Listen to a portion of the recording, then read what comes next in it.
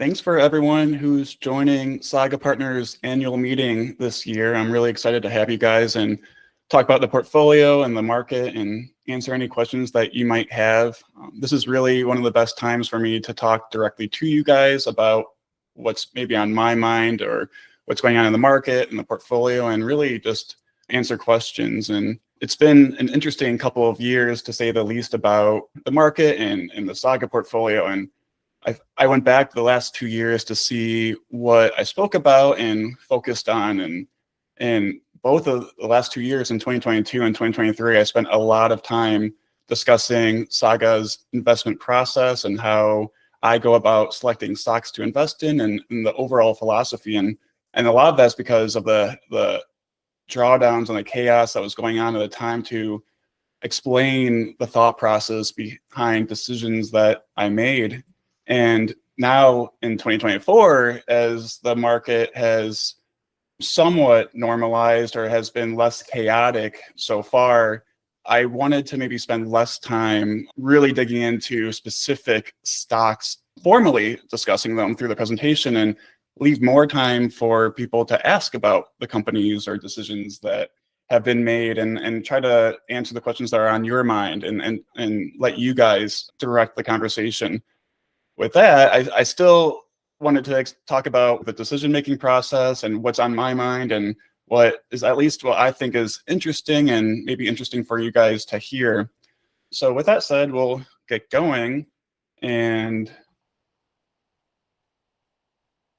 so I'm going to briefly talk about the macro, the big picture, and how I view the macro and what is important, because most people think of the macro as when's the next recession, or what GDP will do in the short term, what interest rates will do, things like that. And I want to give a picture of how I think about the macro and what's important, and then move into the micro, and specifically stocks within the market, and then end with talking about the investment philosophy, how that picture drives the philosophy, and explain why I invest the way that I invest based on that understanding. And then open it up for Q&A. And during the Q&A, you'll be able to either raise your hand and I can call on you, and you can ask over your microphone, or you can just type them into the message. I can discuss those questions that are in the messages. So with that, the macro, the big picture, what's really important. And I always go back to something that I have found so interesting since trying to understand how the world works, and what's driving productivity and really progress. And this is a chart that I have pointed to in the past, but it's just always is amazing about what has been happening over the last 200 or 300 years, which in the whole scheme of things is such a blip on the time horizon of humanity. And something happened around 200 or 300 years ago where progress exponentially skyrocketed. And trying to understand why that happened has implications not only for investing in the economy and companies within it, but also what that might mean for the future. The question is, will this continue to progress continue in the future? And trying to understand that is so important, because during every decade, every year, there's always doomsdayers saying that progress will end, the future is scary, and that may be the case, but we want to understand, will this continue in the future? And it's hard to not be optimistic about the future by just looking at the past, despite all the turmoil and things that have gone on over the last century or two, whether it was world wars or pandemics or what have you. And it's not that you want to be optimistic about the future because we have done well in the past, but trying to explain why we have done well in the past will help guide us in the future. And really, the tipping point of what started skyrocketing the progress was following the Enlightenment, when people started asking why the world worked the way that it did, and trying to increase their understanding of the world. And that's what started skyrocketing wealth, what wealth is the range of physical transformations that one is able to bring about, whether it's an individual or society as a whole. what we do today would seem like magic to what people would think was possible in the year 1800. Looking at these huge metal things flying through the air, it would be considered magic, or television or cell phones. And so will this continue in the future? And I think the explanation is, as long as people are able to freely innovate and think, progress will continue, despite all of the problems that we will face, whether that's a pandemic, whether that's a war. As long as people are able to continue to think and grow knowledge, progress will continue, which is provides the optimism for the future. What knowledge does and what technology does is it leverages human effort. And so first you might be able to start and control fire, or invent the wheel. Someone had to invent the wheel, which then made it easier to move things or transport things. And then you had stone tools. The more advanced and complex these solutions to our problems become, it requires more and more coordination among people working together. And so when you look at businesses, things to invest in, really businesses as they look today have only existed since the mid 1800s, if not even the late 1800s.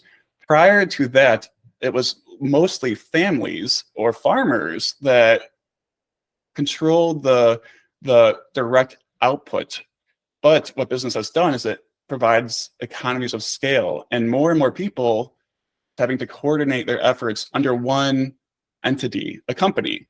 And so a corporation is an innovation itself. It's actually one of the most amazing innovations.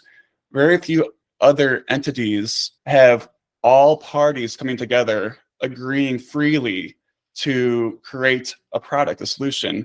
You have the owners of the capital, which come to invest. You have employees choosing to work there, and you have customers coming to purchase the solution to their problems.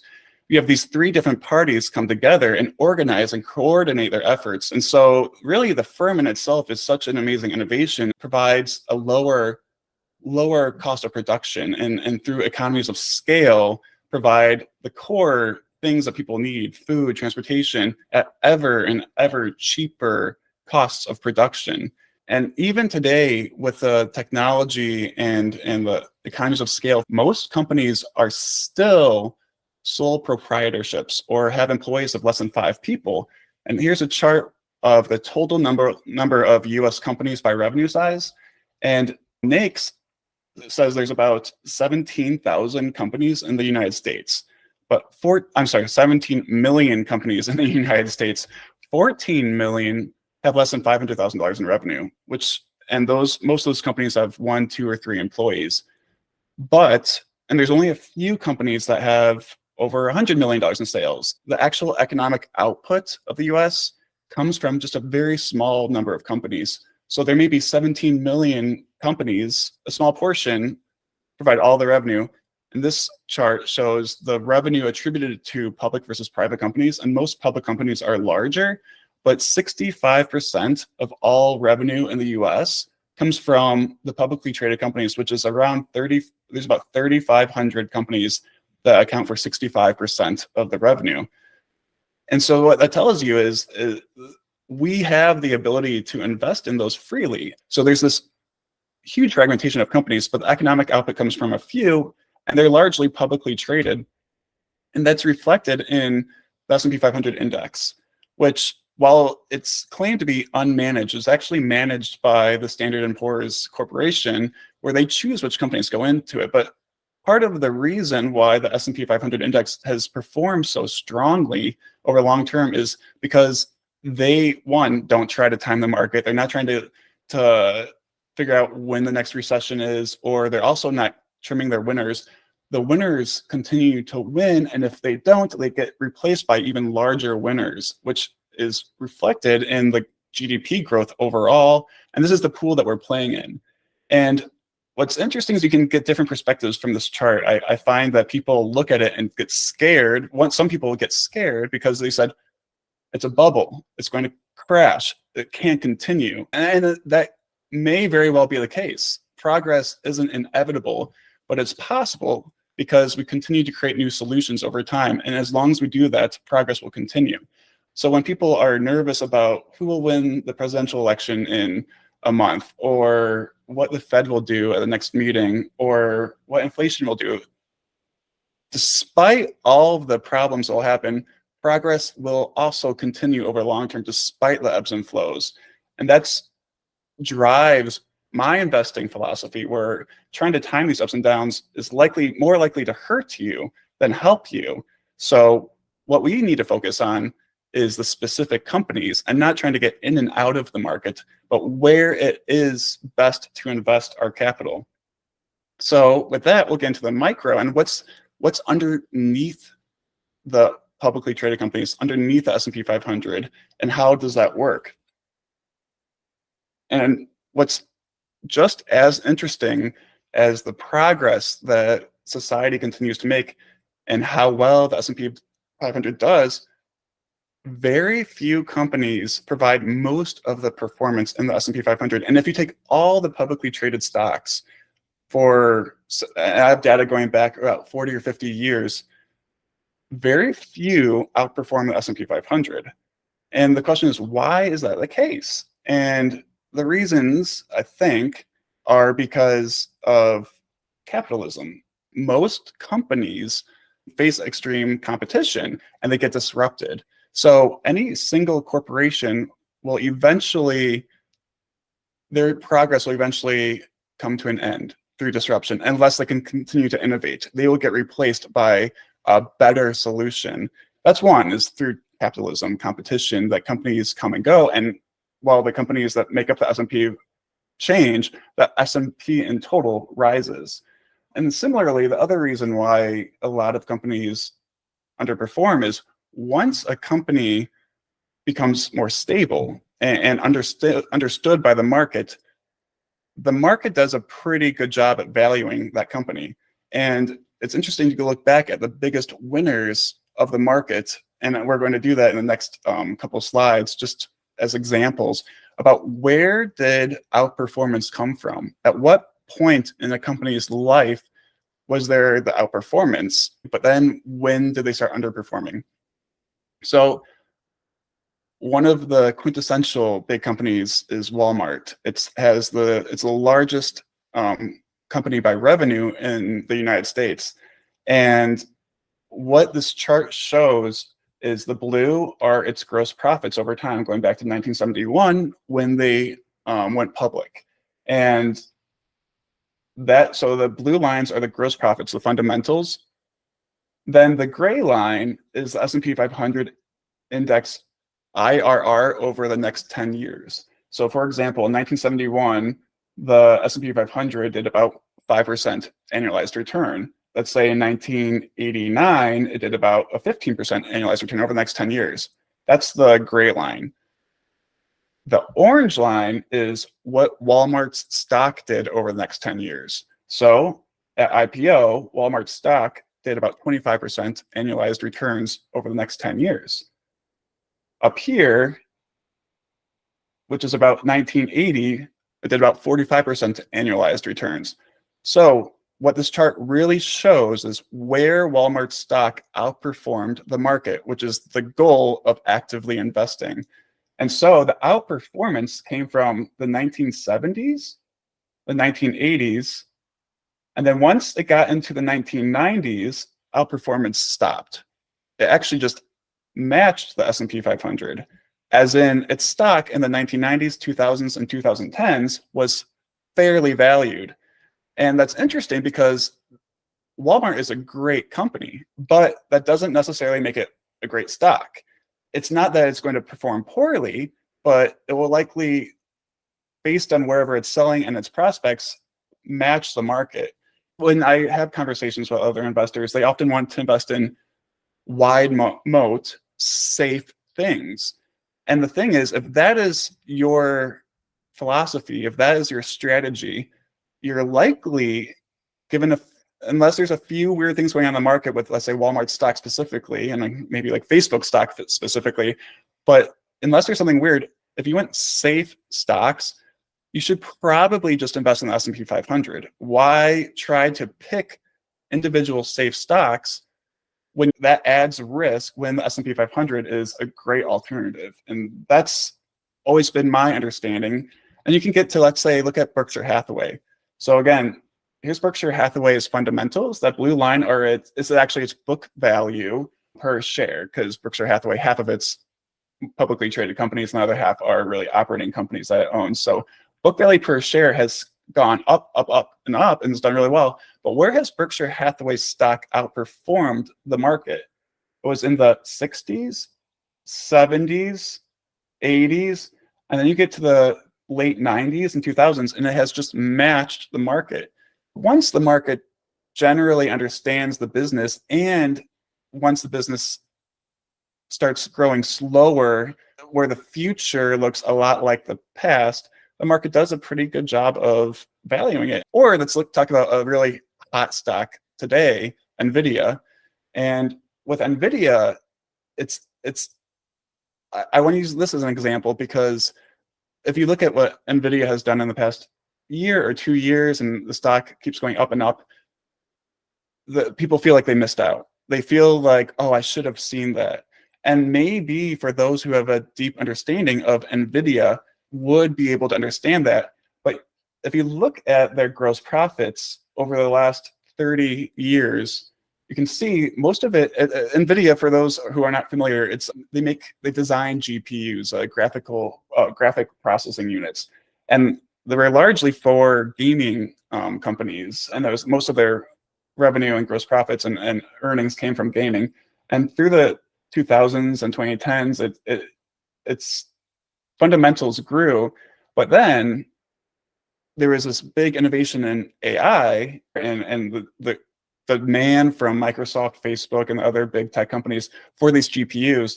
And you can see that their gross profits went from roughly $10 to $15 billion to then $45 billion in 2023 to like nearly $100 billion in 2024. And that's where this outperformance of NVIDIA stock came from.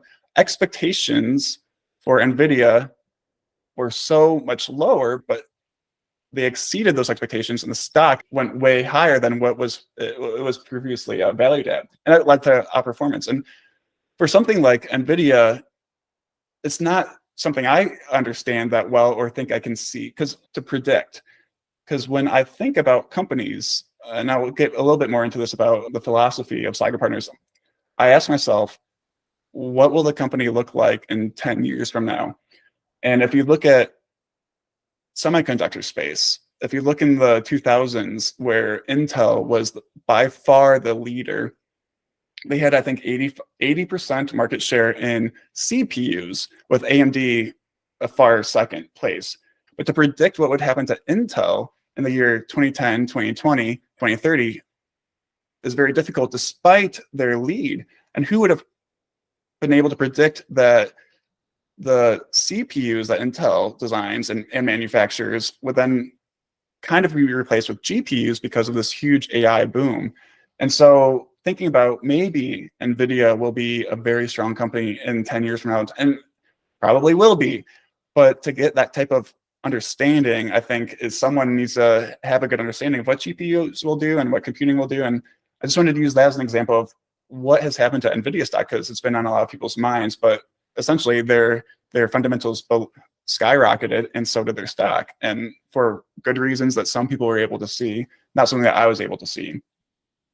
And so this gets into the company's life cycle. And here's the S curve. I've discussed it in past meetings, and I think it's an oversimplification of how to express a normal business, because businesses have a huge variety. And it's not that they all follow an S curve, and it's not that they all follow this pattern, but it's a general framework for seeing that businesses, when they're young and getting started, scaling, and then maturing, it's a framework for how a company may progress. Here's the beginning of a company. I now call that at first I called it the fluid stage, but I think a better term is the conjecture and variation stage. It's the testing stage. You're trying to find a solution to a problem using a certain technology. And this is where venture capitals play. They're trying to invest in these solutions, but not quite know if they will work. And the failure rate is huge. It's like any idea. There's thousands of ideas, but the ones that actually create new knowledge are very, very few.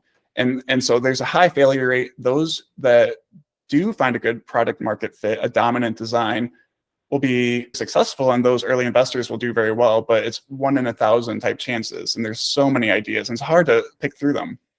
Once a dominant design is discovered, then they start scaling it. And really, you can call this the selection stage.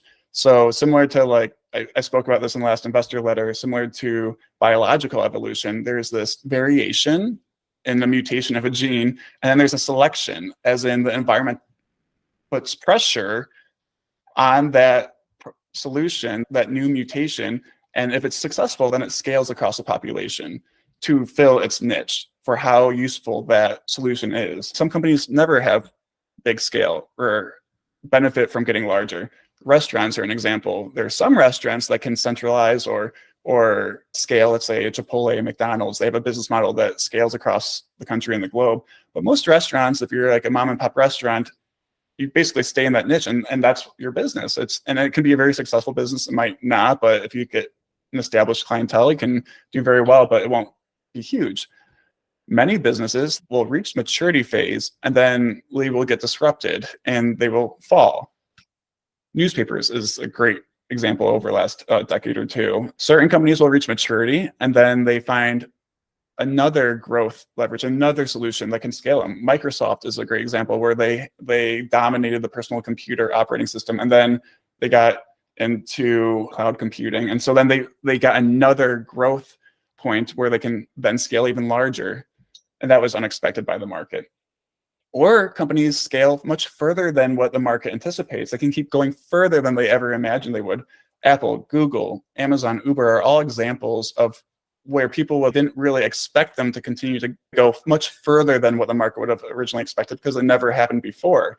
And if you look back over the last 40 or 50 years on 10-year time horizons, the companies that have tended to outperform to a greater extent are the ones that are in this scaling stage. And perhaps you can call it growth, the growth stage, but it's where the market really didn't understand the full opportunity set of that company for various reasons. And a lot of that's because the market likes to look at the past to then extrapolate it into the future, and doesn't quite have the inner understandings of the opportunity of a company. But this stage, within this selection stage, is where most of the companies that outperform the market were initially, until they're better understood and become better valued. But that doesn't mean that you can't find opportunities, let's say in the mature stage, and where maybe the market thinks that the future prospects of a company are worse than they really are, and then become undervalued because of that. But if you look back, it's generally in this scaling stage. This is a great chart, I think, is also important, because if you are picking stocks and you're trying to have this view that's different from the market, that the opportunity is great, the actual holding the stock is not easy if you're paying attention to the year-to-year or even day-to-day price fluctuations. And the volatility and drawdowns of every big winner is huge. There is not a single stock that just generally goes up and to the right. And whether you're Amazon, you can do the same chart with Walmart, you can do it with Google, Apple, you can do it with any stock. All stocks have huge drawdowns. And so when you invest in a stock, you have to ask yourself, how would I feel if the stock went through this big drawdown? And this is the mental test I go through for any holding to see if you really understand it. And if you're scared because the market is going to be scared, that's probably a good indication that you shouldn't own that stock, despite the huge opportunity. For example, if I were to own NVIDIA and the stock crashed 50%, or let's say 90%, like some other holdings that we have had, how would you feel? And you can feel in your stomach, like, I don't really understand, or maybe I would be wrong. And it's not that you want to just dig your heels in and say, I want to be right. You want to understand its true opportunities, its true competitive advantage. And I've discussed this in the past annual meetings with specifically with something like Carvana, where if I were to look at the market and Carvana stock went back to $20 a share or 10 or 15, I want to understand why. Like, what is the market thinking? What is going on? What's happening? And assuming nothing has changed from the long-term thesis, then that's amazing. That's a gift. Now, if something came out like all of their reconditioning centers were destroyed or something happened that completely did change the investment thesis, you would then take that new information in and reevaluate the situation. But the point of all of this is saying every single big winning stock has huge volatility. And these are the winners, the big winners. And as we have discussed, there are many losers. So trying to decipher between the winner that goes through a huge drawdown and the many losers that inevitably go through the drawdown, that's the name of the game. And that's what you're trying to do when you're trying to allocate capital to the public markets. So I gave you a picture of the macro, which I think paints an optimistic long-term view, assuming that people continue to innovate and progress is continued. I explained what's happening underneath the macro with the micro and where companies provide outperformance and how to think about allocating capital to those companies and trying to discover them. And now with that foundation is what leads to the philosophy of how I pick stocks, I do it for the Saga portfolio. There's a lot of traditional rules of thumbs with investing. And what I have found is a lot of them don't make sense. And a lot of them don't actually connect the true intrinsic value of a company with an explanation, with understanding what it will do in the future. They're very backward looking.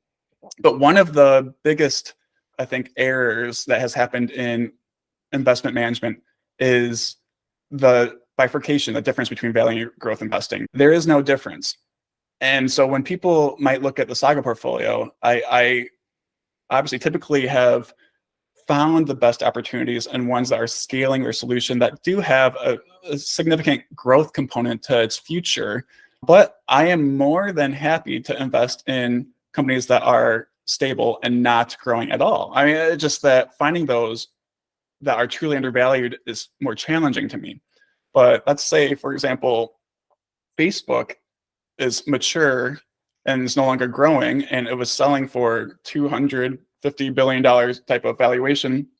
That's very attractive, despite potentially its growth of whatever it may be in the future. So anyways, it doesn't matter whether a company is growing. It doesn't matter if it's a value stock. What matters is that it is undervalued. That is all I care about. And that is the analysis work that I'm doing. The other rules of thumb is you need to be high quality. You need a wide moat. And the way that you test that is that it has high returns on invested capital. It's very profitable, has high free cash flow. High quality companies can easily be overvalued or fairly valued. And the fact that a company has done well in the past does not necessarily mean it will do well in the future. What we need is a good explanation for why it will continue to do well. You need an explanation for why that solution will be a good solution for customers in the future. But just because a company has a high ROIC does not mean it's necessarily going to be a good company in the future. It does not necessarily mean it's going to be a good stock or a good investment. Similarly, like low valuation multiples, you look at companies that have had low multiples, that does not a lot of times that doesn't lead to good investment performance in the future. And another one I wanted to touch on is this concept of buy and hold, never sell.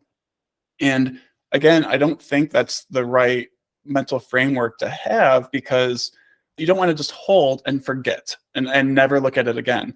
What you want to do is you want to own something that you think is undervalued based on your long-term outlook. Buying a company and just never selling it because you think it's a long-term winner, really the reason why you don't sell it is because you think it's undervalued. That's the reasoning, not just because you want to follow this never sell rule of thumb. So these are just rules of thumb that I think don't lead to the best process. And really, I try to just simplify the way I think about picking stocks, where it's almost so simple it sounds stupid to say. It's so obvious. But one, a stock is worth the discounted cash returned over its remaining life. I'm not trying to say the stock is going to do this over the next year. I'm trying to say what I think the company's potential is and where is the stock selling relative to that. I think a good example was COVID. There was Moderna was coming out with a vaccine, and there was this talking about the investment thesis of Moderna, and they're going to just do really, really well because they're going to have this vaccine, and so you should buy the stock. My response is, one, I don't quite understand pharmaceutical stocks. I don't understand how they'll look. I don't know the patent rights and things like that. But what I would care about is not that Moderna is going to sell a ton of vaccines in the year 2021 and 2022. What I would look at is what Moderna would look like in the year 2031 and 2032. And that gets you away from momentum investing and trying to like front run other people because of the next hot stock tip. So anyways, all we're trying to do is figure out what a company will do over its remaining life and where it's selling today. That's what drives every decision. And then the second part of the philosophy is we're just trying to generate the best available explanations for why a company is undervalued and then allocate the portfolio to those opportunity sets. It's an opportunistic philosophy where this is where we're allocating to the best opportunities. If I were to sell something, it means I have to replace it with something else. So perhaps if I could find something that is just as attractive as the thing I'm selling, that would be great to widely diversify the portfolio. But that's not how the economy works, or that's just not how the market works either. Very few opportunities are available that are very attractive, and you want to concentrate on those if you understand them. And that's what drives the decision-making in the portfolio. And this is the last slide, and then I'll get into the Saga portfolio and open it up for questions that you guys may have. But the framework for understanding the value a company will create are companies solve problems with their knowledge and their resources. Those two things are how companies create solutions. The more complex those solutions are, the more need there is for companies as opposed to an individual doing it for themselves. And so that's where companies come from. Profitability will ultimately depend on, one, the extent a solution solves someone's problem. Two, how difficult it is for others to replicate that solution. And three, the scale of the solution. That is where profitability will come from. Essentially, how good that solution is and how easy it is to copy. If it is easy to copy, then it essentially is a commodity, and that company will unlikely earn attractive profits over the long term. If it is the opposite of a commodity, essentially like a monopoly where you're the only company that can do this solution, you have earning power. And ultimately, that's where moats and durability come from. They result from hard to replicate knowledge and resources. But what's interesting is knowledge is both, it's both a public good and a private one, as in once knowledge is available, anyone can take it. Once you know how to invent, once you know how to make the wheel, that knowledge is now available for anyone to take. But what companies can do is when they have knowledge, they can patent it. Two, they can keep their new knowledge a secret. Or three, they use their tacit knowledge to reinvest to further improve the solution. Therefore, they maintain and widen their lead on rivals.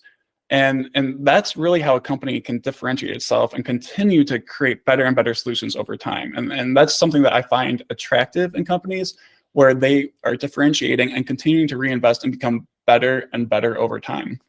That's kind of the value framework I look for, and I ask myself for every single company is, what are they trying to do? What problem are they trying to solve? And why can't others solve the problem to the similar, if not better extent today and far into the future? And I need to understand why a company is providing a special solution, and that will likely result in a good economic outcome for the business. And that's the value framework. Last slide. The key takeaways after this presentation I wanted to leave with you guys is, one, macro. As long as people are free to innovate and solve problems, i.e. create new knowledge, wealth will grow and the value of the market will go up over the long term. That's the long-term macro. Two, the micro. Moats come from hard to replicate knowledge and hard to replicate resources. Few companies provide the majority of wealth because of increased complexity and coordination of solutions, like increased capital intensity required, and the economies of scale. So few companies provide most of the economic output.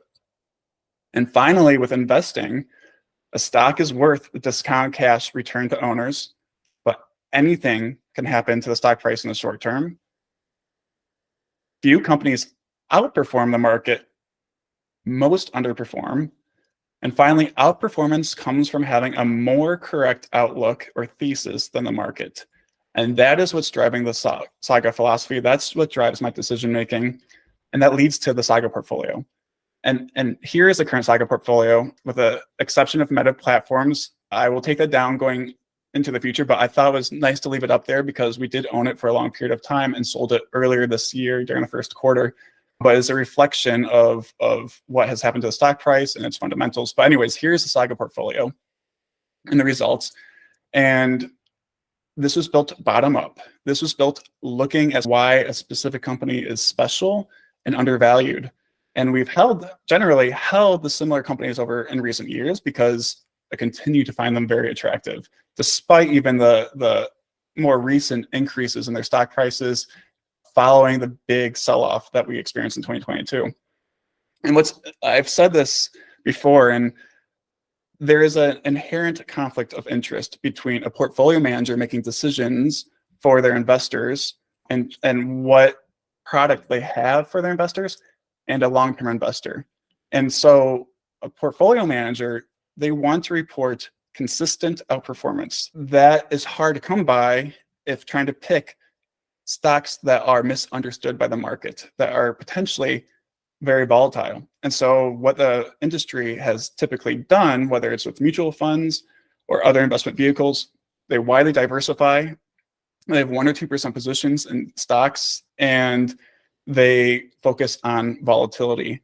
And that leads to underperformance over the long term. If you look at results of other mutual funds or investment vehicles, almost all of them eventually underperform because they have a strategy that is unlikely to succeed. So here comes a conflict of interest, is where I am trying to make decisions as an investor. And during something like 2022, I would come and present, and you feel bad, right? You want to provide your investors with outperformance. But really, as an investor, I much prefer 2022, where stocks are at depressed prices and valuations, as opposed to 2020 and 2021, where things were very frothy and speculative. But the end of the day, it doesn't really matter what I feel, because the stock price is going to trend towards the earning power of the company over time. So a stock does what it does based on the market sentiment at the time. But if you are right about the long-term outlook of the company, and more right about it than what the market is valuing into the price of the stock, you will do well over the long term, assuming your theses on average do well. And so it feels better to say, oh, now we're outperforming the market, right? Going into 2021 and 2022, the Saga portfolio had strong outperformance, and that was fine. The market was giving us confirmation that the philosophy was working. And then 2022 happened, where all hell broke loose and things crashed. And during that time, I'm trying to understand what's going on and trying to evaluate if the long-term outlooks have changed and things like that. But again, basically, I'm trying to say I much prefer stocks to go down than up, but it feels better to provide outperformance because eventually that has to happen, because you eventually have to look back. And I don't know exactly the right time horizon, but I would say after a long enough time horizon, you have to provide outperformance, because otherwise, what's the point? And you should just invest in the index. And that's just my thoughts on the recent stock performances. And I put up there the different stocks, and you can see in the gray, those are the gross profit. Oh, sorry, that's the share price over time, and see how they fluctuate year over year. And that's the Saga portfolio and the S&P 500. So that shows you the share price over time of some of our holdings. So with that, I want to open it up for questions. So Purva, go ahead. Hi, Joe. Thank you very much for this. Sincerely appreciate it. I had actually 3 questions. The first question was, around the thesis of, buying companies early on in the S curve. And, that's really where the outperformance is. But if you look at companies like Apple and Microsoft, from 2015 to 2024, they have outperformed the market, and I don't think that you would consider them in 2015 small companies by any chance, right? So just would like to hear some thoughts on, how that happened and why that happened. That's point number one. Question number two was around Redfin, where the entire business model has changed from, being, I would call it quote unquote asset light, where, they were on a commission structure, they were not on the payroll. And today, they're moving more of the, sales guys on the payroll.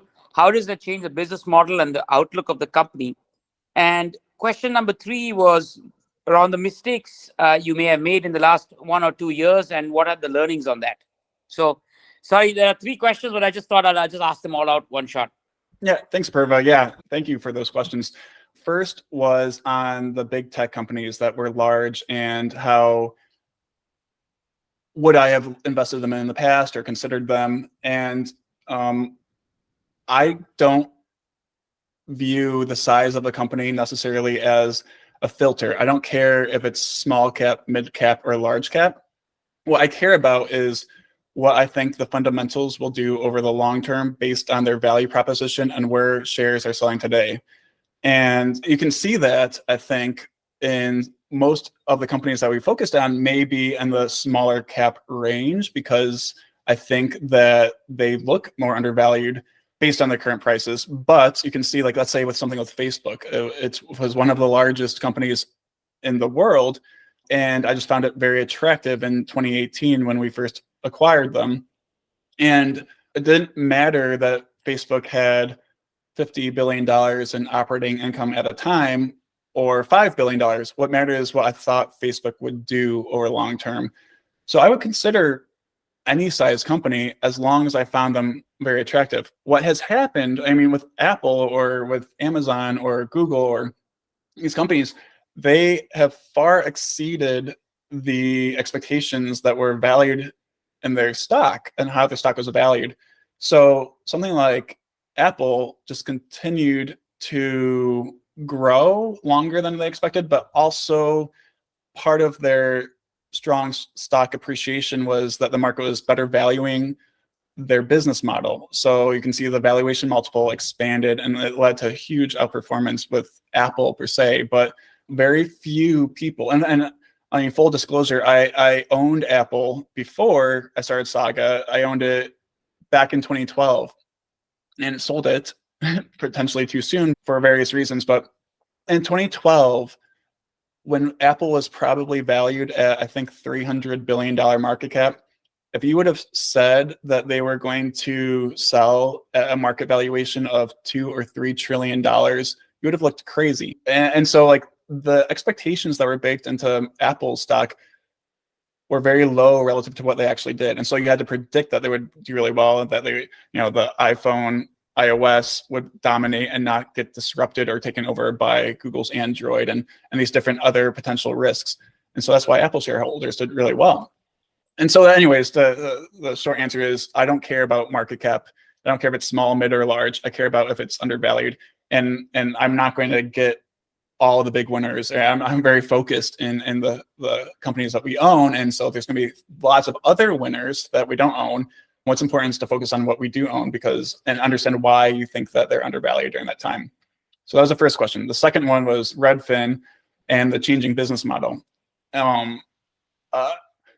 The thesis with Redfin, it's very interesting. And what we're going through with Redfin is not completely dissimilar to what happened with Carvana, but the whole real estate market is in disarray right now.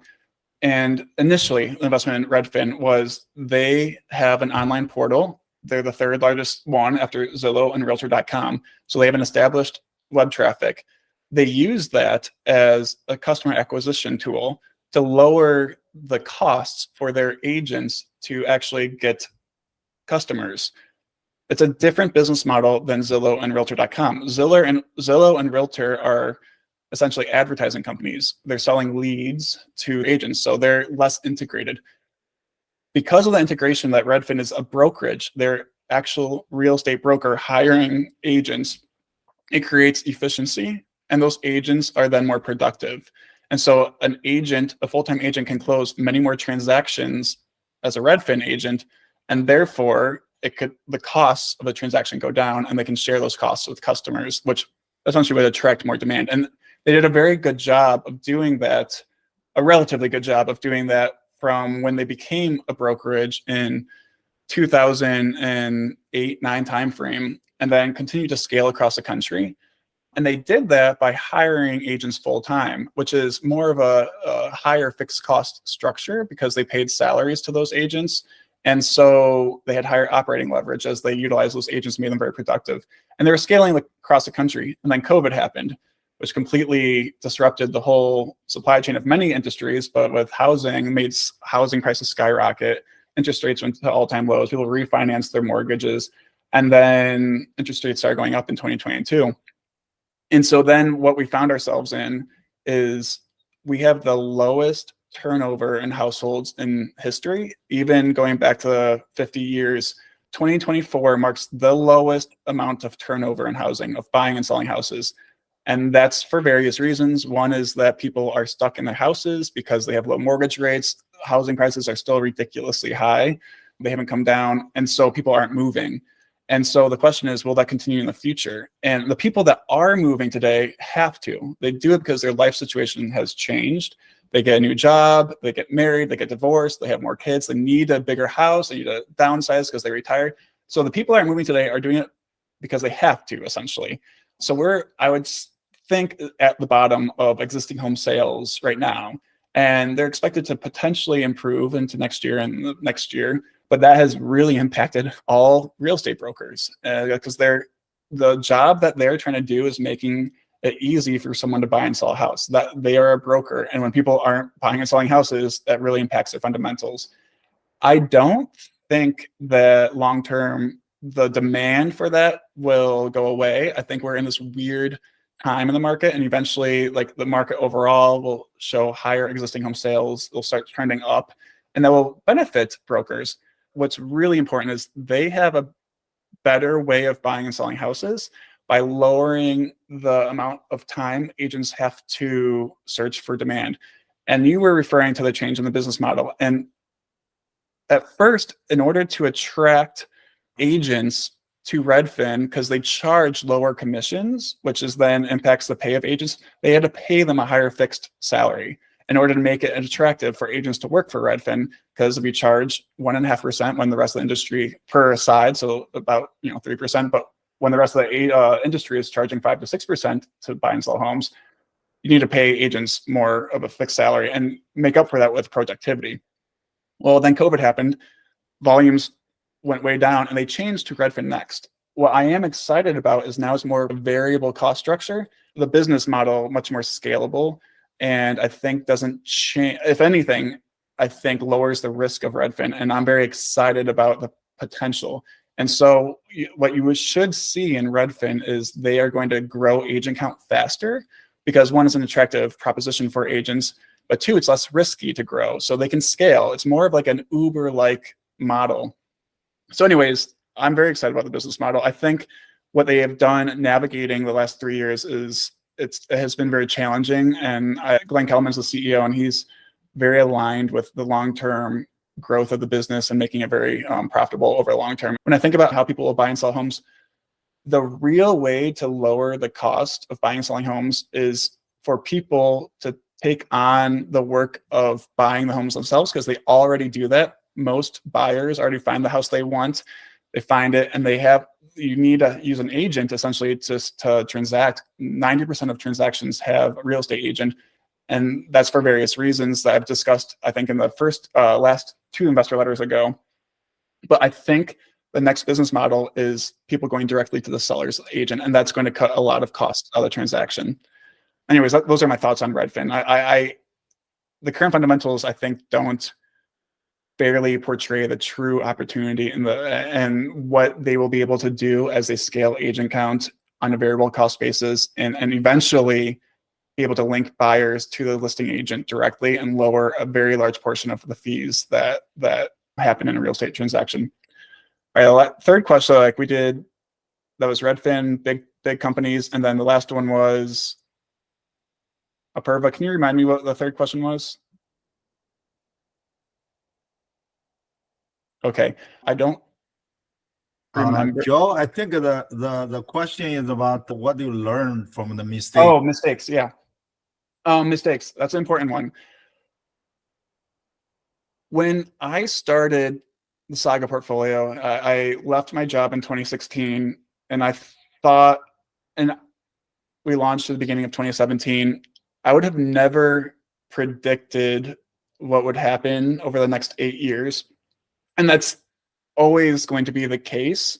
There's always going to be problems that happen. There's going to be things we can't even think of that happen. And if I told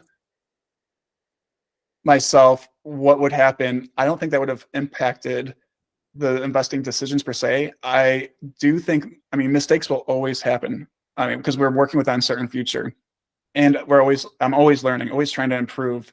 I think the core fundamental philosophy is the same. I'm looking for the undervalued opportunities, focusing on the big winners and ignoring the short-term volatility. And that's hard to do when you manage other people's money, because they can see their portfolios and they see the fluctuating stock prices. I think from like the biggest mistake I think I actively made that I makes my stomach turn a little bit is GoodRx. And I think back about it, and it's probably because I misjudged the addressable market of GoodRx, but more than not, it was the business model and their ability to control the supply chain and how that actually hurt the pharmacies. And so the value proposition wasn't quite there for all parties, which added risk. And I did understand that, and we actually asked I asked management about that and got mixed answers. And when it came out that one of their biggest pharmacies, Kroger, was bypassing GoodRx, it was immediately a red flag. And that's a situation where you get new information and you need to reevaluate the long-term prospects and need to change. So that's where I sold GoodRx, because the situation has changed. Unfortunately, it was after the stock fell a decent amount. Those funds largely went into Carvana, and both of those stocks subsequently went down similar amounts, crashing. But Carvana's situation was the long-term outlook did not change. If not, it actually improved with the ADESA acquisition and what management was doing to streamline their businesses and make them more efficient. So I think it was just, that was the most active mistake, and misjudging the long-term outlook of GoodRx. I think like it's a similar business model that I find attractive, but I think the different parties in it were not all benefiting as much as they should have. But from a portfolio management perspective, I'm sure people look at the huge drawdown and think that was a big mistake. And I don't agree with that perspective, even though it's scary to live through. And when I was living through 2022, I was just evaluating the companies, and what I feel like there were fires going off, but like trying to understand what was going on with each company and why the stock was going down.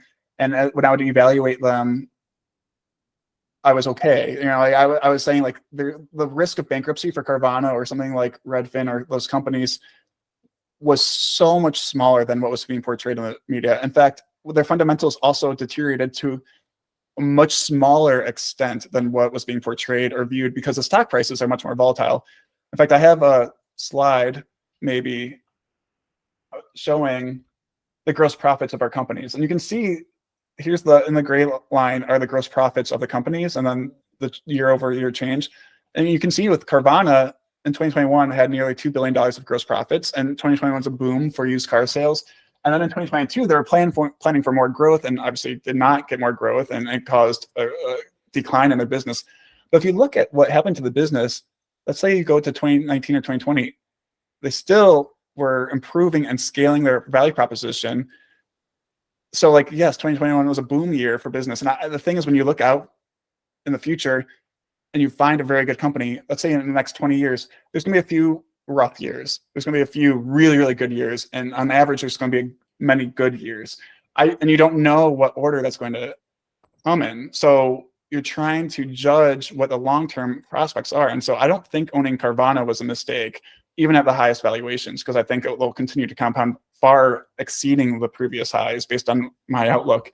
What was stressful about like 2022 wasn't necessarily the companies, was that I knew that some investors were worried, and the feelings that the Saga investors may be feeling, and trying to explain the thought process. And that was the more challenging or stressful part. So anyways, we're always learning. new things. And I think I'm always just trying to understand the disruption that can happen with companies and making sure my expectations are as accurate as I possibly can make them with an uncertain future. Okay, there's a hand up. Romano? Could you hear me? Yep, hi. Okay, great. First of all, congratulations for doing such a good job with Carvana. I mean, it was such a volatile stock, and you stuck to your guns, and it had a just ridiculous turnaround. What I wanted to ask you, given that the stock prices fluctuate so much, and you have a point of view regarding the long-term fundamentals, when you look at the portfolio, what are the positions that, I don't know if the word excites you, but what gives you comfort in terms of the disparity between perception and what your conception of the long term is? I mean, what gives you, comfort? What sort of maybe even excites you about the possibilities? Yeah, I think with how volatile the stocks have been, I think it's been really wild. I would have never have guessed sitting in 2021, Carvana was fundamentally just winning. They reached EBITDA break even for the first point, and the expectations were for them to continue to scale from there to become even more profitable in the future. And management, guided towards about 30% unit volume growth into 2022. That obviously didn't happen. And so we're sitting here today and they're generating a lot of cash flow again. They're reaching all-time highs in unit volumes and profitability. And so an evaluation is better reflecting their current fundamentals, but I think still significantly underappreciating the long-term opportunity that Carvana has. And Carvana is much even stronger company in 2021. So Carvana is a once in a lifetime or almost career opportunity. And I don't say that lightly. There's very few times where it is so clear about how much better the value proposition is and what a lead that they have. There is no number two. There is no more Vroom. There's no Shift. There's no more General Motors. What was it? Car Bravo. And CarMax is no longer doing deliveries and really focusing and leaning into their e-commerce. It is number one. And CarMax is going to be a far number two.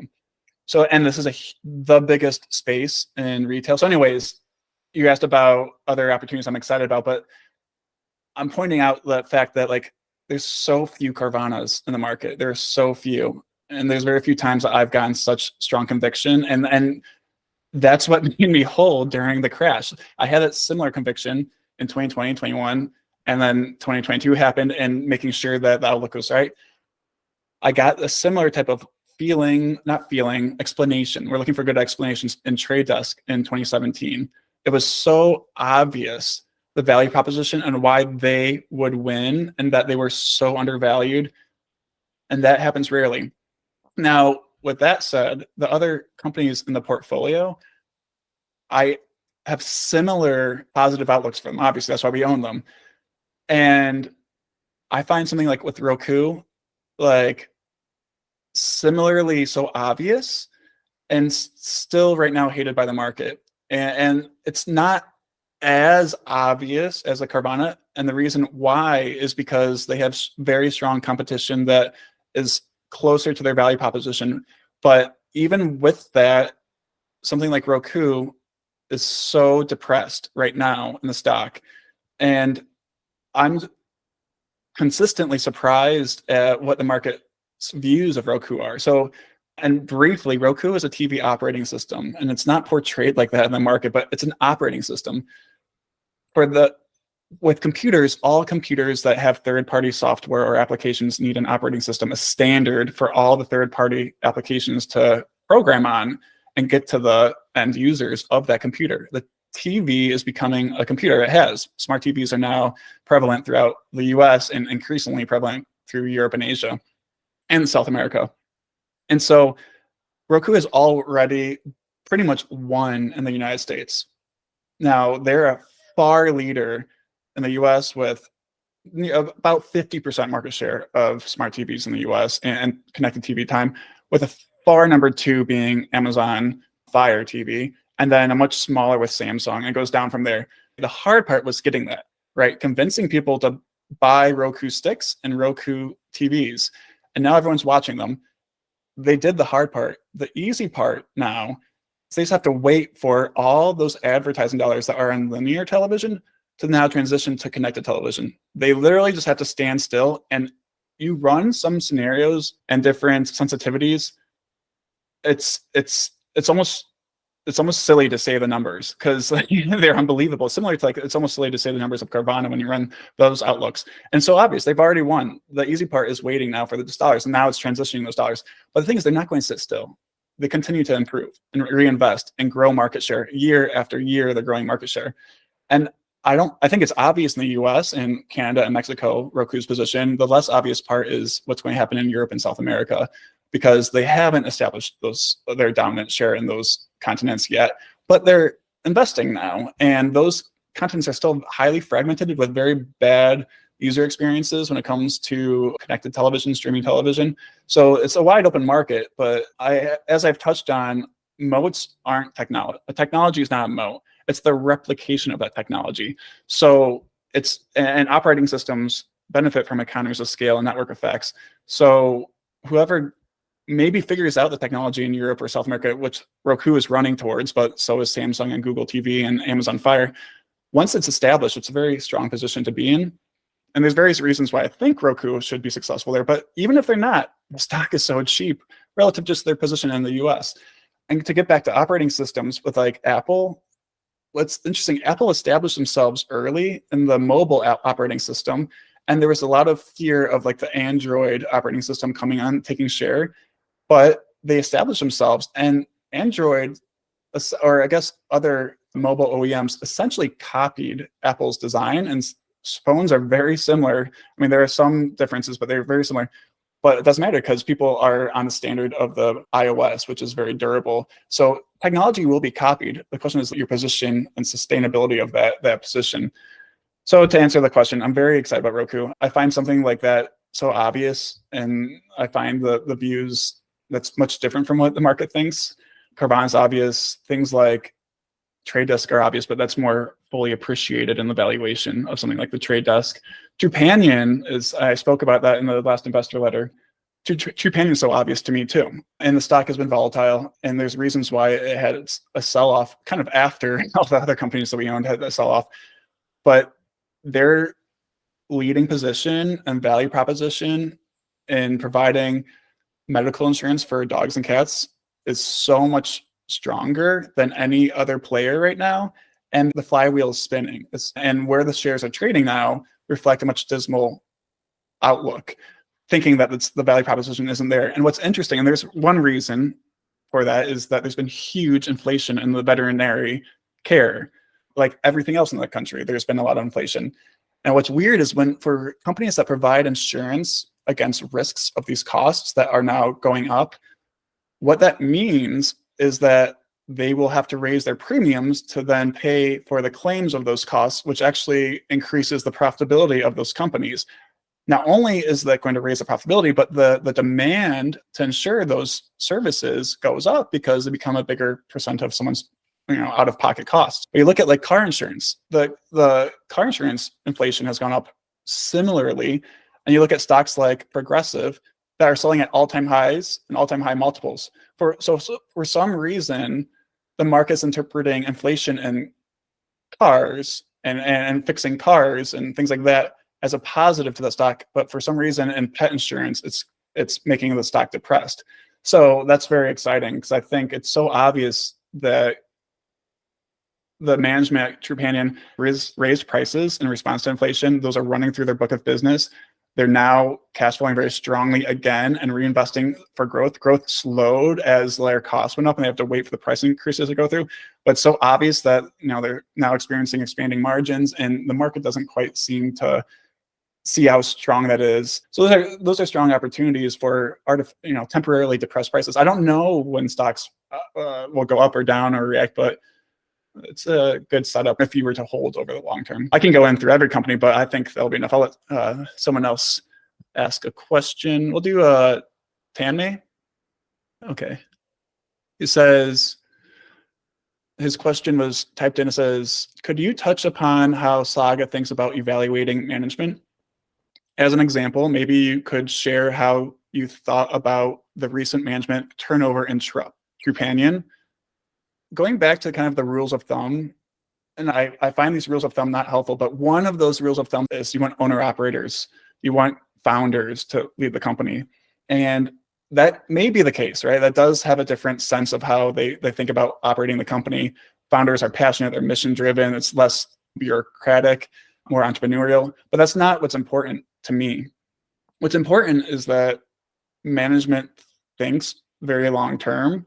They're not trying to care about the stock, what the stock price does short-term or what profits do short-term. They're thinking about growing value over the long term, and they're smart business thinkers. They're thinking about the right strategy, and they'll make mistakes, and they will get things wrong. As investors or anyone does, mistakes will happen, but they're trying to come up with good explanations for how to run the business. And specifically with something like Trupanion, there's a new CEO, Margie. She took over just a couple months ago, and the old CEO was Daryl Rawlings, and he founded the company in 2000 with the first pet that they insured was his dog, and he's grown the company from scratch, basically from nothing to the very impressive company it is today, and he retired. What I like about what happened with Trupanion is it was very well explained about the change in CEO. So Daryl was a great CEO, but he was ready to retire. It was laid out in, I believe it was a 5-year plan. So he said, I am going to retire in 2025, and Marge is going to take over for me. And she was the president of the company, and she was running the operations and day-to-day and the sales and things like that. So she was with the company for at least last decade.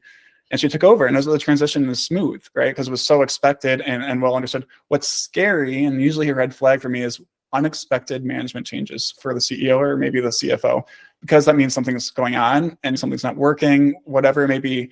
I want CEOs that have a good track record, that think long-term and are good business thinkers and really are aligned with shareholders, and you can trust them because they are aligned. Okay. Michael? Hey Joe, it's great to see you. Two questions. One, kind of like any general thoughts on AI, and then two is like, really curious to know how you spend your day. Like what does a typical day look like in the office? Great. Thanks. Thanks. Yeah, thanks, Michael. AI is a hot topic the last year or two, and I think of AI like every other technological innovation. You want to consider how it could impact a company's fundamentals and their value proposition. And artificial intelligence isn't actually intelligence. It is algorithms that can improve over time, but it's a programmer, a person who then programs the AI. And so there's fear of like, you can say there's fear of an AI apocalypse, like Terminator type thing, where what if this computer becomes better than humans and they take over the human race? Like, I think that fear is not justified or is not a really good explanation for what AI really is. Because the difference between what AI and what people are is that people create new knowledge. I like David Deutsch's perspective on this. He's a philosopher, physicist I've quoted a few times in the most recent letter. But what people are, AGIs, artificial general intelligence, they can create new explanations, new knowledge, and that's what people are. AI is the opposite of that. You're trying to make a program play better chess. You're trying to make them win more. You're trying to make a chatbot sound more human by programming it and making it be able to take all the knowledge that's available, but existing knowledge, and then spit it out in the chatbot or something to that extent. It is a huge advance in technology that has happened over the last 2 or 3 years with like ChatGPT-4 and what its implications can be.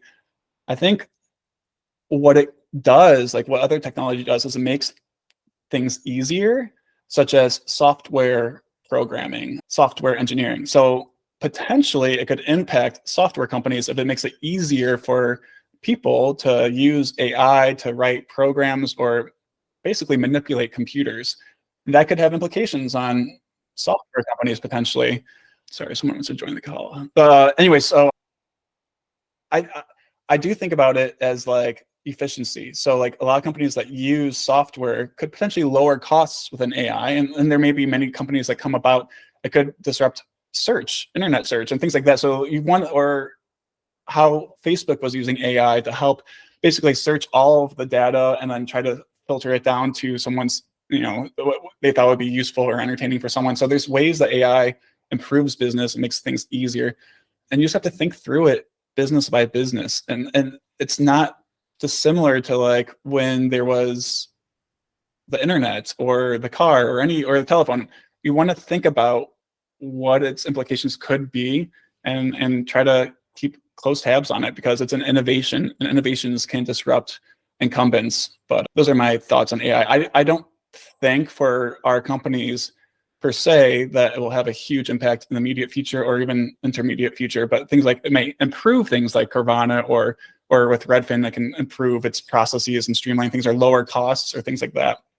So those are my thoughts on AI. It's a hot topic right now, but investing in that space, I think, is way too early for something that I get comfortable with, and which businesses will be economically advantaged based on this technology. So your question was on AI, and then what was your second question? Oh, just kind of what does the typical day look like in the office? It really depends. Like people, I get that question a lot because for those of you invested in the Saga portfolio and have been for a long time, there's very little turnover and less trading, and there haven't been new companies for 2 or 3 years. And so you're like, what do you do all day? And the answer is, I do whatever I think is interesting. It depends on what is going on at the time, but my perfect day is reading about businesses, biographies.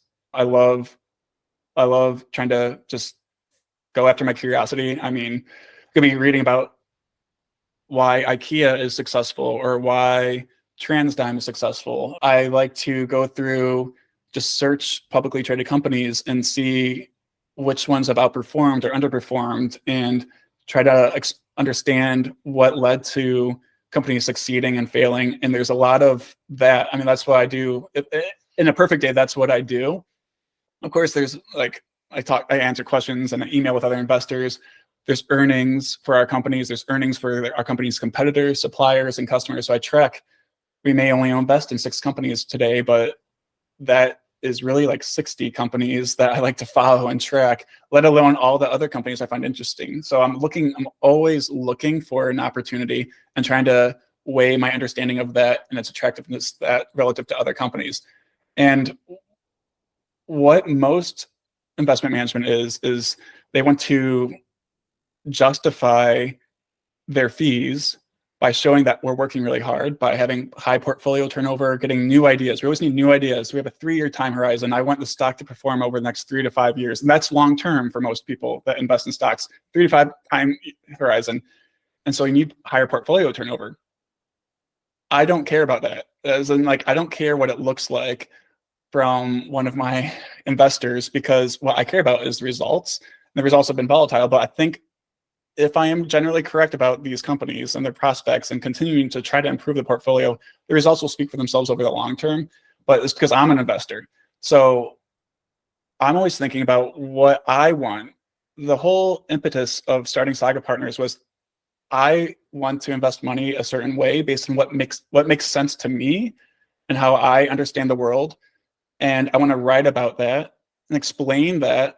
And for anyone else that reads that or might align with that philosophy is welcome to join the ride for the next several decades. And I want the right people. The Saga portfolio is not suitable for many investors, but it's suitable for a few people that have this long-term time horizon, that are okay with volatility in the short term, with the expectation that it's going to do really well, right? The expectation is that it's going to provide a high IRR on their capital. But I'm just doing what I think makes sense to me and letting others come along for the ride. And that's what that drives how I spend my time. And I'm just always like, my rest state, my wife will confirm this. My rest state is reading about business, biographies, the economy, philosophy. When I get time, I just like to think. And that's kind of what I do most days. If it's a good day. A bad day will be if I have to do administrative type of work that keeps me busy, but that's not a very large portion of my time. So that's how I spend a lot of my time. Thanks, Joe. Okay, it's been got another question. I was going to say we're reaching 1:40, so I can answer a few more questions. And for those, obviously, you can log off if you have somewhere else to go. But happy to keep answering questions. Casey wrote, "Your philosophy is." Oh, thank you. This is. I don't want to give me too much rock solid, and always a joy to hear you speak. My main question is, with that said, despite concentration, I find it surprising that there are only 6 ideas that fit into this model. With the universe of companies, it is really that small, or would you attribute it to scaling? I think it's based on, I wish I could find 20 companies that I liked equally well, but that's just not how it works. It's all based on opportunity set. And I have found as I get to know the opportunities better and better, I get increasingly comfortable with concentration, but partially a portfolio concentrates itself. Obviously, if you pick really big winners, the big winners will way outperform the ones that do okay. I also just don't, the companies that we own can be generally controversial. And so you really need I need to really have an understanding about the inner workings of those companies. And I, like, for example, when Carvana crashed 99%, I spent a lot of time going through their balance sheet and the loan documents available and talking through people that financed floor facilities for car dealerships and understanding their liquidity situation and making sure it was solid, obviously, because that was a huge thesis for why I was going to go bankrupt. And I had to just confirm that or see if it was real, because then I needed to make an adjustment. But I can't imagine someone spending the time that I spent on something like Carvana if it was a 1 or 2% position. And what I found, like for shorts specifically, most people that short stocks, you can't make them very large parts of your portfolio because there's infinite losses and there's very limited upside. So they might make a Carvana short 1, maybe 2% of their portfolio. And I just don't know how they were able to truly have their level of conviction for why they're going bankrupt. And I would have these discussions with them about why that was their thesis, and their understanding didn't quite match with the reality of what was happening. So with that said, when companies become 1, 2, 3% of the portfolio, we have one of those right now with LGI Homes, and it's hard to care because if it doubles, it's 1%. And when you find a great opportunity like something like Carvana or Roku, concentrating is, assuming you are right over long term, is usually the best bet. But tracking 15 to 20 companies by myself, I don't think I would tend to be able to have a high conviction. It always goes based on your best idea to your worst idea. And once you get to 15, 25, 30, you're like, why am I putting money into my 15th or 20th idea when I have a Carvana or Roku or Redfin or Trupanion, right? Why am I doing that when I don't like this idea as much? And even this past year, I've had a lot of questions why we sold Facebook, why we sold Meta platforms, because the stock continues to do well. And like I think Meta Platforms is one of the best companies in the world. And I found it so attractive when it was selling for $500 billion. And then it even went up and then crashed to like $250 billion. My interpretation of Meta Platforms has essentially been unchanged for the last 5 or 6 years. I'm analyzing their social media platform and then trying to understand what's going on with their reality lab segment, but I'm not a venture capitalist that's opportunistic. There's opportunity with that, but I'm looking at the social media platform, and that's essentially been solid and a great business. But the cost return benefit of when it was selling for $250 or $500 billion versus when it's now selling for $1.5 trillion is different with a similar outlook. And so when I have other ideas that are so much more attractive, I think Meta will do really well. I think it likely will beat the market even from current values long term. But when I find other things like Roku or Japan that are so undervalued, I thought it makes sense to trim that and put something in, and it leads to concentration. So, but it's not right and I guess to really answer your question, there is not a scientific answer for what is the right level of concentration and diversification. There's not. I studied finance in college, and I've looked at all the portfolio management books. There is not a good answer because it all depends on someone's comfort with volatility and the relative explanations for why things will work out. And you can do well with 15 or 20 names. You can, but I find this level of concentration to be the way I think is most likely to beat the market over the long term. So those are my thoughts.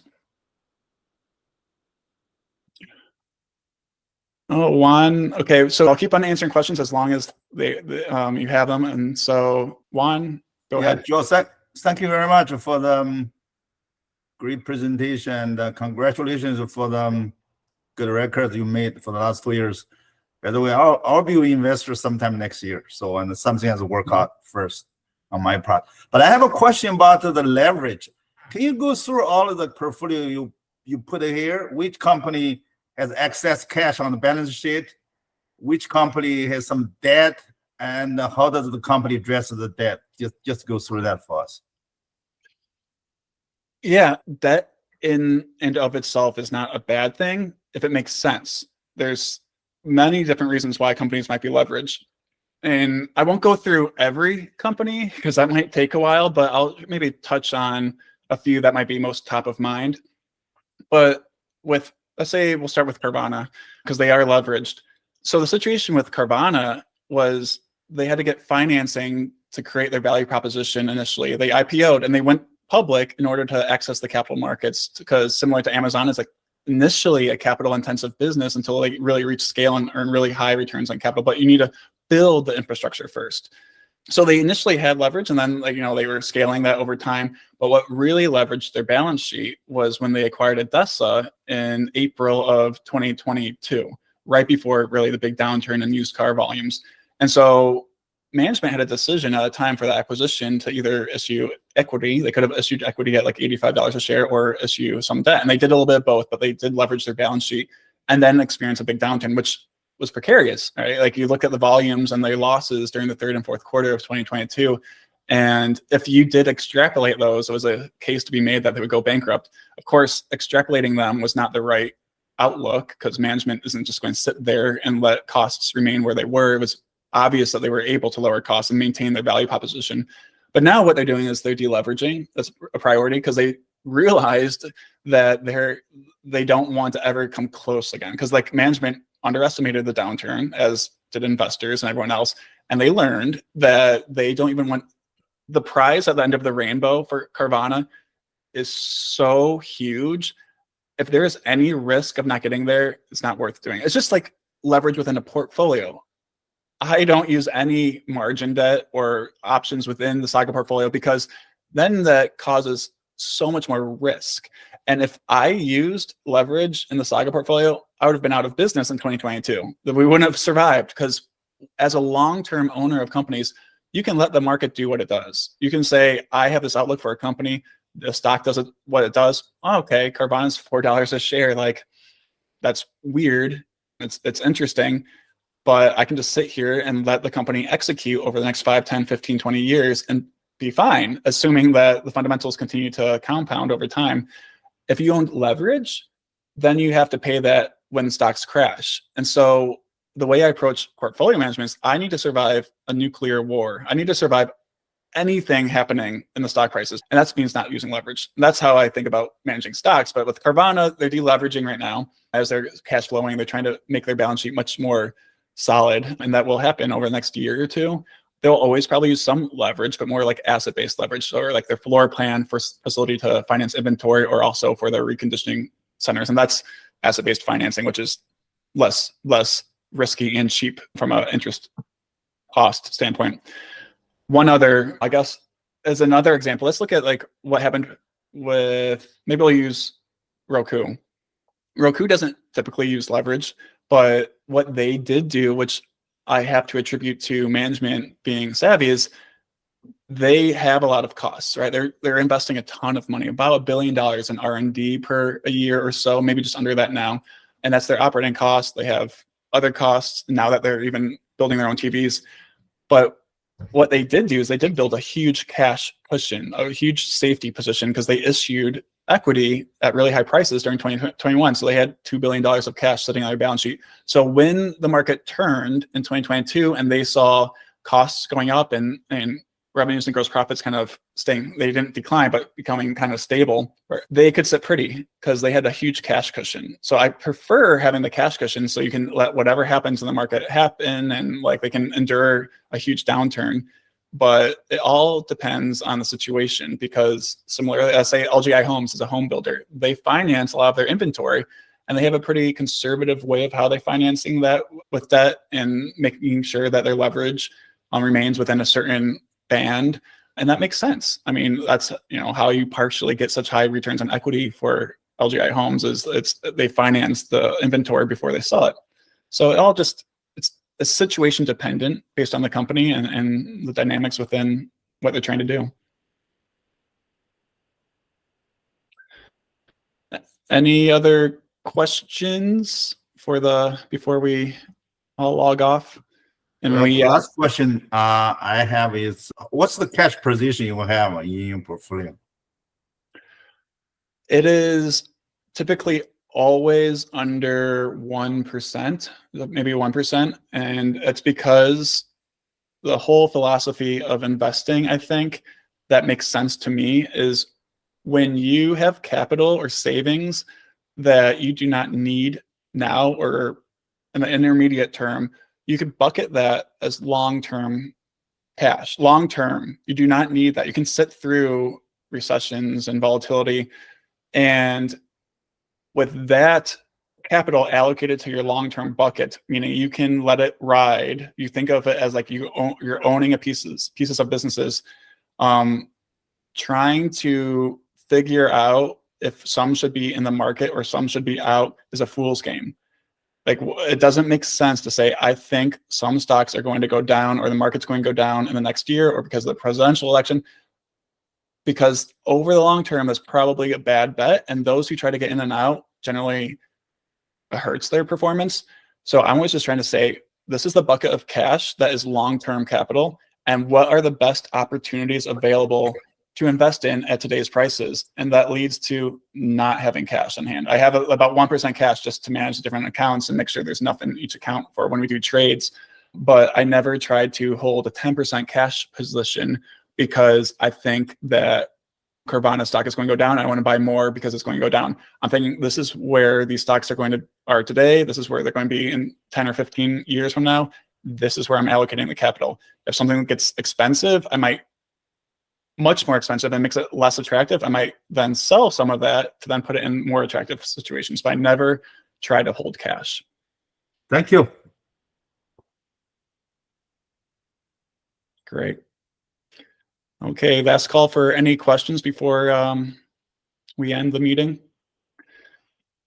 Great. Well, thank you so much for everyone coming. I hope this was informative and helpful for you to understand how I think and how the Saga portfolio is managed. It's been a crazy couple of years, crazier than I would have imagined, but I think that the outlook is very strong, as I always will say that generally. And so I'm very excited about the future, and I look forward to seeing you guys next year. So thank you again, and hope you have a good day and good weekend.